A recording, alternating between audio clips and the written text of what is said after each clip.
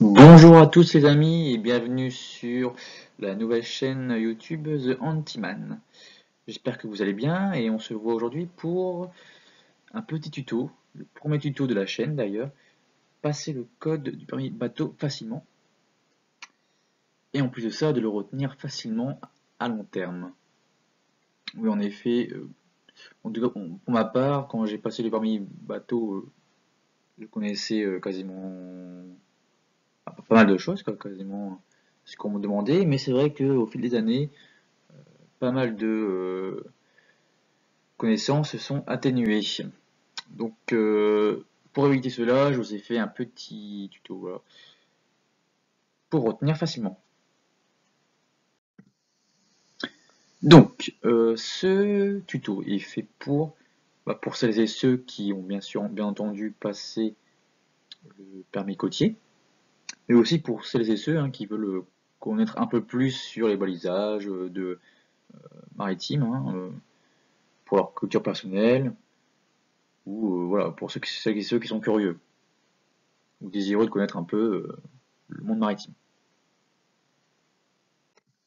Donc, ce qu'il y a à savoir, donc en prérequis, c'est que vous pouvez passer le code côtier à 16 ans, comme le code de la route, cela va de soi.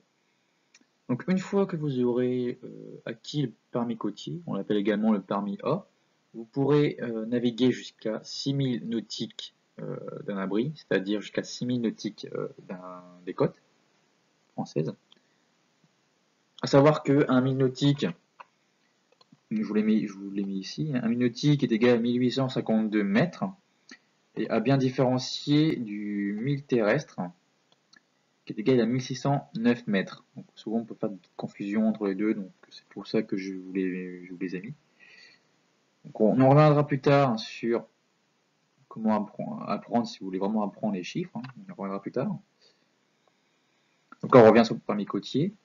Euh, avec le permis côtier, vous pourrez naviguer jour et nuit, avec aucune limitation de puissance et de jauge, donc c'est puissance, le W. Et vous pourrez utiliser la VHF, la Very High Frequency. C'est une sorte de talkie-walkie qui vous permet de communiquer entre les bateaux, entre vous, et de recevoir les appels du cross, par exemple, et bulletins météorologiques, par exemple. Et en plus de ça, en petit bonus, avec le permis côtier, on peut naviguer sur les lacs et les plans d'eau intérieurs. Par exemple, quand on est en vacances, c'est pas mal. On peut naviguer avec un jet ski. C'est bon à savoir. En complémentarité, nous avons le permis hauturier, appelé aussi le permis B, qui en plus des avantages entre guillemets, du permis côtier, avec le permis hauturier, vous pouvez naviguer au-delà des 6000 nautiques. Donc, vous pouvez vraiment naviguer sur les mers et les océans. Donc voilà à quoi ressemble le fameux permis de conduire les bateaux de plaisance à moteur. Donc c'est ce que vous aurez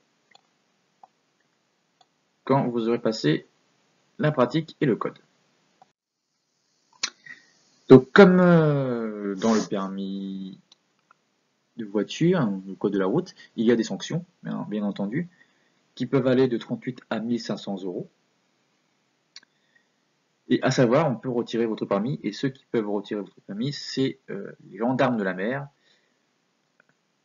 ce sont les affaires maritimes. Donc, je vous ai mis une image là des affaires maritimes.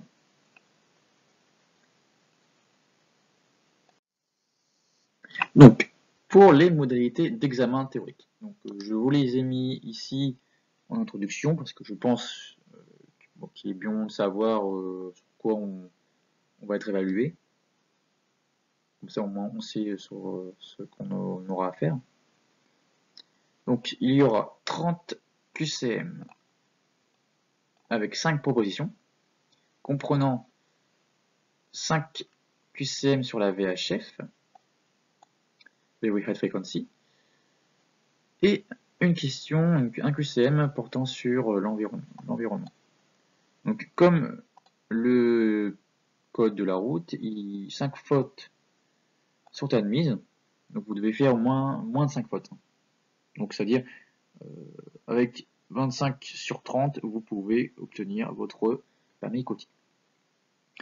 Et à savoir aussi également, lorsque vous aurez validé le permis côtier, donc souvent on le sait en sortant de la salle, cet examen sera valide durant 18 mois, et c'est la période dans laquelle il faudra passer votre pratique, pour ensuite obtenir votre permis. Hop, donc maintenant nous allons passer à la partie balisage, donc plus ancrée sur la mémorisation, et on arrive vraiment dans le vif du sujet. C'est parti!